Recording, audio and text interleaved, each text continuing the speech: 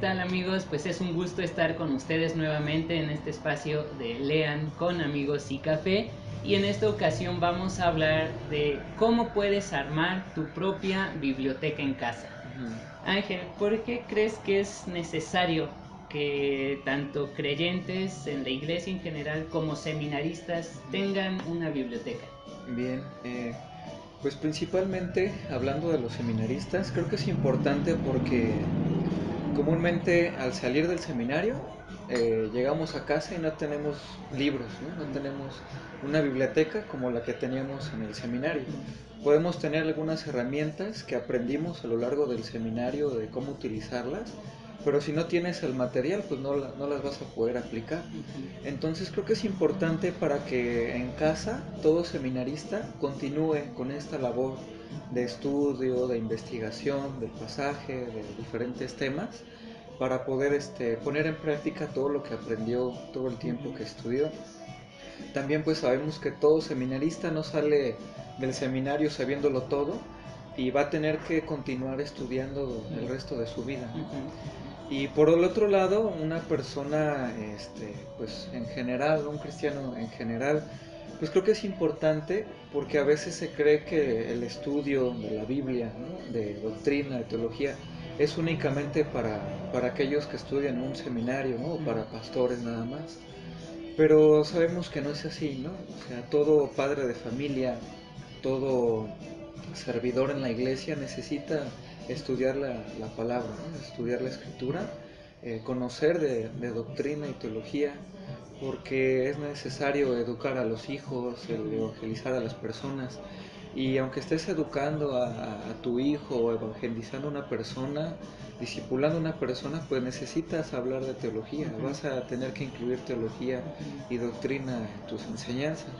Entonces creo que también una persona que no necesariamente estudia en un seminario, pues necesita tener un buen material en su casa para consultar. Sí, y esto es, qué bueno que lo mencionas, porque también el tener libros en casa a la siguiente generación, a los hijos, pues abre todo un mundo, ¿no? De Sí, conocimiento. Yo me acuerdo con mi papá, él tenía su biblioteca ahí en la casa, y cuando yo le preguntaba algo, ¿no? Cuando empezaba a curiosear sobre la Biblia, sobre ciertos pasajes, sobre la teología, pues tendría, no sé, unos 13 años, 14 sí. años, cuando empieza esa inquietud. Y yo le preguntaba, oye, ¿y qué significa tal cosa, ¿no? Tal término o tal pasaje, ¿no? Ujú. Entonces mi papá fácilmente me podía decir, no, pues mira, ahí léete ese libro, ¿no? Entonces me mostraba un libro y Ujú. ya yo iba y lo tomaba o me decían tal, vas a encontrar esta información, ¿no? Entonces se tenía al alcance Sí, y eso pues también sirve como testimonio sí, para los hijos, ¿no? Sobre sí, todo los que estamos ya en esta etapa de matrimonio con hijos que van creciendo, pues poderles guiar también en ese estudio, ¿no? Y ujú, los niños también o los adolescentes pues van viendo también el ejemplo de los padres, ¿no? Y van viendo, pues la literatura es importante, entonces sí, van teniendo esa inquietud sí. también por conocer más, ¿no? Sí, y también es importante mencionar que hay diferentes iglesias, ¿no? O ámbitos en el cristianismo que creen que el estudiar doctrina, teología es malo, ¿no? Hemos conocido iglesias donde ellos dicen, no, aquí nada más la pura Biblia y nada de teología, ¿no? Pero pues realmente eso no puede ser, ¿no? O sea, la Biblia te lleva a la doctrina, ¿no? Exacto. Entonces es necesario también para todo creyente en general el estudiar este tipo de disciplinas, porque a creer o no se va a topar con un pasaje que va a tratar de doctrina, ¿no? Entonces es necesario que tenga también material en su casa para que pueda consultar alguna duda que tenga a través del texto bíblico. Y también resulta, ¿no? Para Ujú. poder corroborar la información, Sí. ¿no? A lo mejor están escuchando una canción Ujú. o escucharon una predicación y queda Ujú. la inquietud.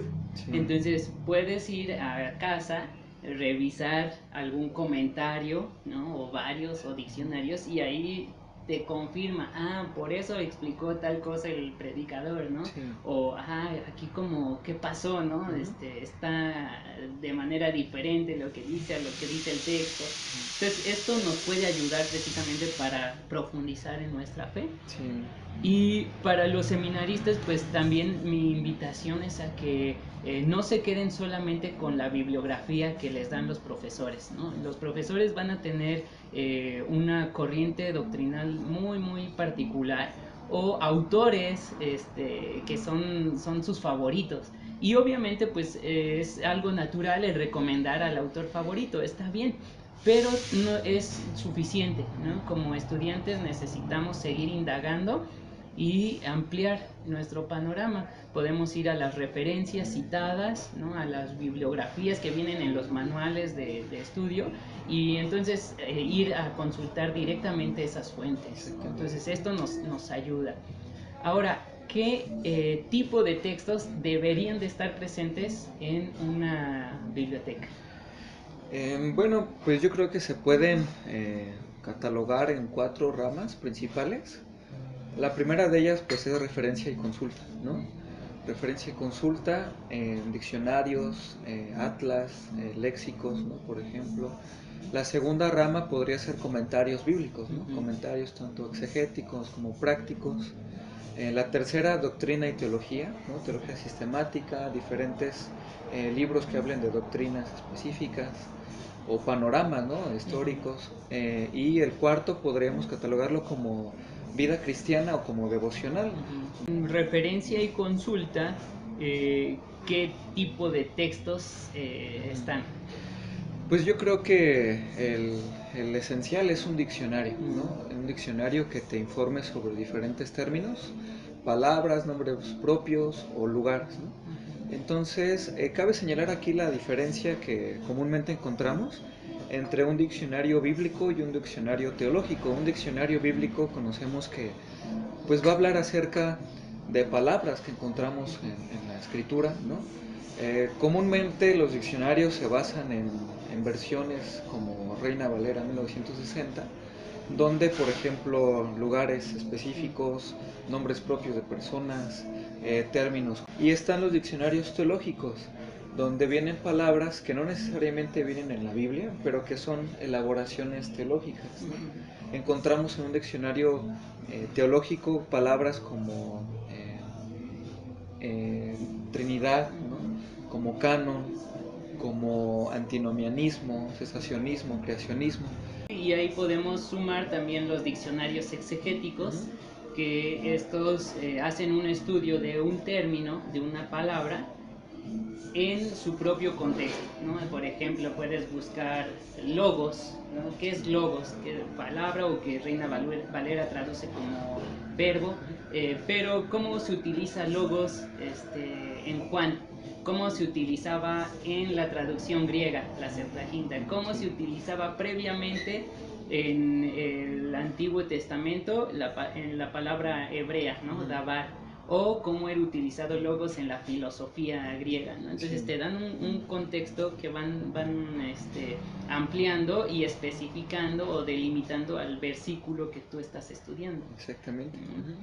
Aparte de los diccionarios, ¿qué otros textos entran en referencia? Bueno, pues entran las concordancias temáticas, donde pues puedes ver una lista de versos donde esa misma palabra se utiliza, ¿no?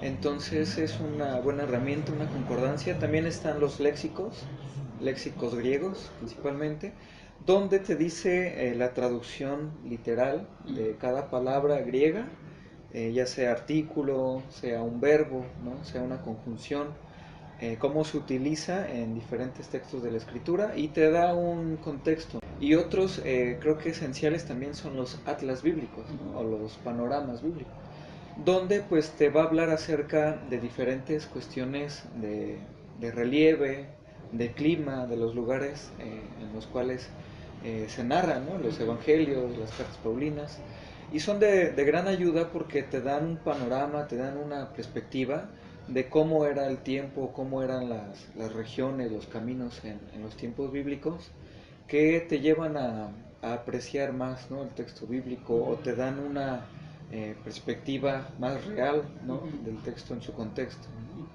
¿Qué diccionario recomiendas tú?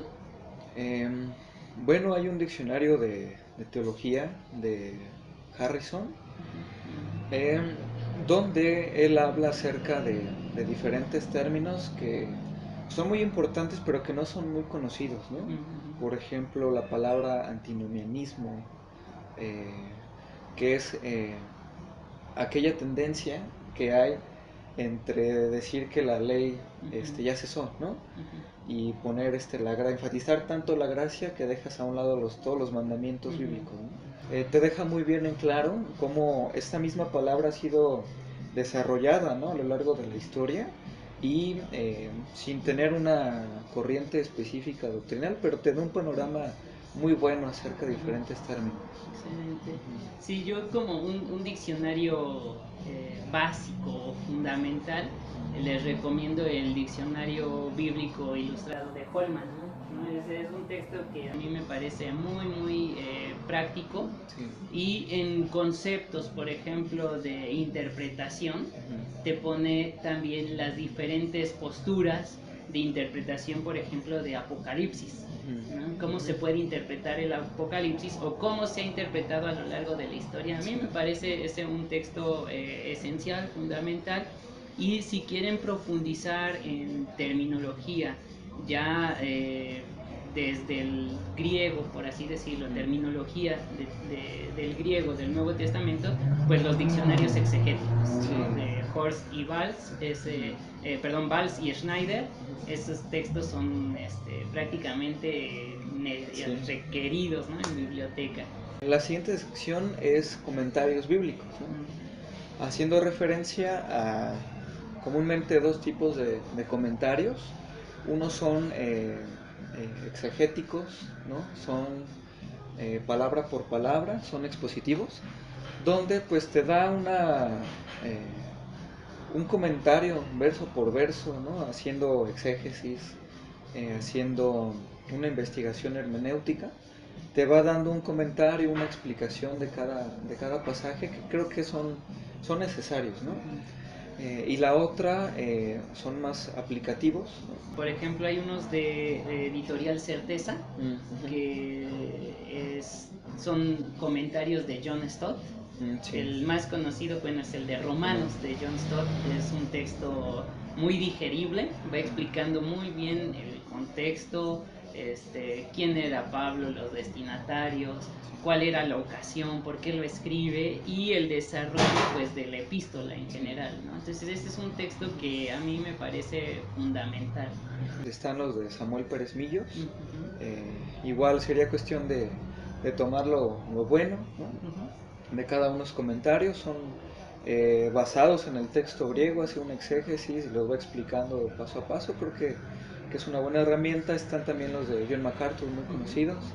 Están ya un poquito más aplicativos, pues está el comentario de Matthew Henry y está el de William MacDonald, ¿no? Que son también prácticos, pero que debido a su época, a su corriente, pues son más llevarlos a la práctica, ¿no? Una meditación de la palabra para llevarlo a la práctica, y creo que todos ellos se complementan, ¿no? Y aquí como observación, especialmente para seminaristas, al momento de hacer un estudio, los comentarios, la consulta de comentarios es la última que deben de hacer, ¿no? Porque muchas veces la tendencia es tengo que hacer una exégesis de, no sé, Colosenses. Y entonces van y buscan directamente los comentarios de Colosenses y de ahí empiezan su trabajo. Está bien si no conoces las herramientas exegéticas, pero como alumno, como estudiante de seminario, ya se te están dando esas herramientas. Entonces lo primero que se tiene que hacer es hacer la propia investigación, ¿no? A partir del texto griego, y después entonces sí, consultas los comentarios y, como bien lo mencionas, una gama variada de posicionamientos doctrinales, y entonces se compara.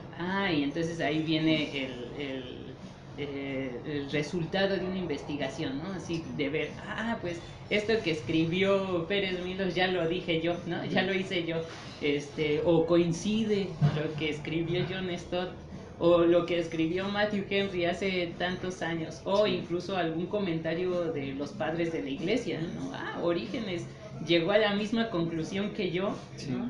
O al revés, ¿no? Yo llegué a la misma conclusión que Orígenes, ¿no? O que San Agustín o Ireneo, no sé.